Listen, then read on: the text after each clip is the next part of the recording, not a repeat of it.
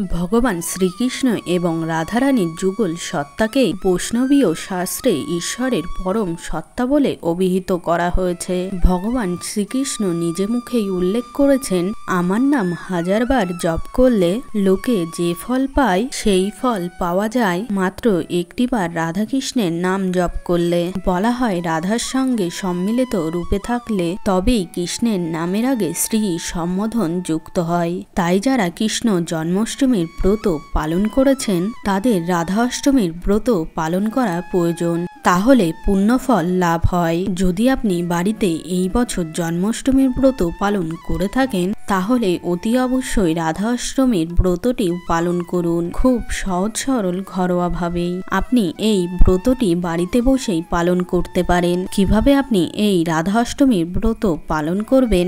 এই বছর 2025 সালের 1432 বঙ্গাব্দে এই রাধা অষ্টমীর ব্রত কবে এবং কখন পড়েছে সমস্ত কিছুই এই ভিডিওটির মাধ্যমে আপনাদের সামনে আলোচনা করব। তাই যদি আপনি রাধা অষ্টমীর ব্রতটি রাখতে চান তাহলে ভিডিওটি সম্পূর্ণ মনোযোগ সহকারে দেখুন। আশা করি এই ভিডিওটি আপনাকে সমৃদ্ধ করবে। নমস্কার, পূজাঘর চ্যানেলের নতুন একটি ভিডিওতে আপনাদের সকলকে স্বাগত। চলুন বেশি দেরি না করে ভিডিওটি শুরু করা যাক। জন্মাষ্টমীর ঠিক 15 দিন পরেই পালন করা হয় রাধা অষ্টমী ব্রত।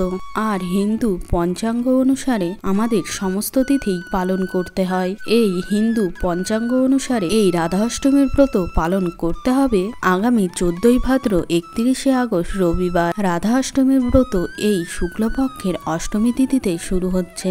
আগামী 30শে আগস্ট 13ই ভাদ্র শনিবার রাত্রি 8:10 থেকে, যা থাকছে 31শে আগস্ট 14ই ভাদ্র রবিবার রাত্রি 10:04 পর্যন্ত। উদয়া তিথি মেনে আগামী রবিবার দিনই রাধা অষ্টমীর ব্রত পালন করা প্রয়োজন। রাধা অষ্টমীর ব্রতর শুভ সময় পড়েছে রবিবার 6:12 থেকে সকাল 9:31 পর্যন্ত এবং সন্ধ্যা 7:32 থেকে রাত্রি 10:55 পর্যন্ত। এই সময়ের মধ্যেই রাধা অষ্টমীর পূজা সম্পন্ন করা প্রয়োজন। এবার আসবো ব্রত কিভাবে পালন করতে হয়। যে কোনো ব্রত পালনের পূর্বেই এই বিষয়টি আপনি নিশ্চয়ই জানেন যে আগের দিন নিরামিষ আহার গ্রহণ করতে হয়। যদি সম্পূর্ণ দিন নিরামিষ আহার গ্রহণ করতে নাও পারেন, অন্তত আগের দিন রাত্রিকালীন আহারে অতি অবশ্যই নিরামিষ আহার গ্রহণ করতে হবে। তাই রাধা অষ্টমী ব্রত যদি পালন করতে চান, রাত্রি ঘুমানোর আগে অবশ্যই ব্রাশ করে নিতে হবে। খাবারের কুচি যেন মুখে লেগে না থাকে। এরপর রাধা অষ্টমীর দিন ভোর ভোর শয্যা ত্যাগ করতে হয়। রাধা অষ্টমীর দিন সকাল সকাল ঘুম থেকে ওঠার পর প্রথমেই সংকল্প গ্রহণ করবেন।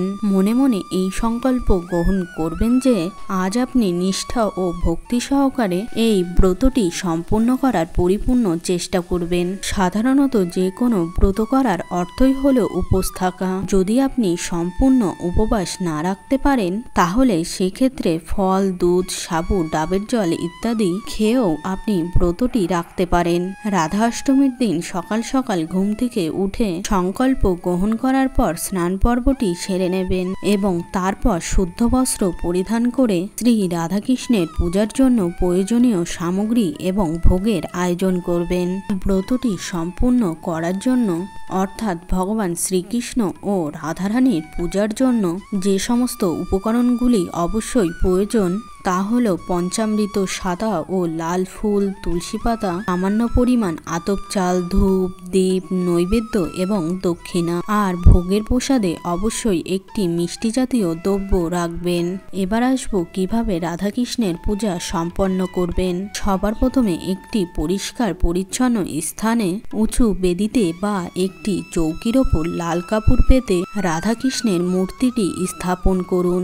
যদি বাড়িতে শ্রী রাধাকৃষ্ণের মূর্তি না থাকে সেক্ষেত্রে পট বা ছবিতেও আপনি পূজা সম্পন্ন করতে পারেন। অনেকে শ্রী রাধাকৃষ্ণের মূর্তির পাশাপাশি পূজার ঘট স্থাপন করেও পূজা সম্পন্ন করে থাকেন। যেভাবেই আপনি পূজা করুন না কেন প্রথমেই পঞ্চামৃত দিয়ে শ্রী রাধাকৃষ্ণের স্নান করানো প্রয়োজন। যদি সম্পূর্ণ স্নান করাতে না পারেন তাহলে পঞ্চামৃত রাধাকৃষ্ণের মূর্তির ওপর বা পটের ওপর ছড়িয়ে দেবেন। এরপর রাধাকৃষ্ণকে নতুন বস্ত্র পরিয়ে সাজিয়ে দিতে হবে।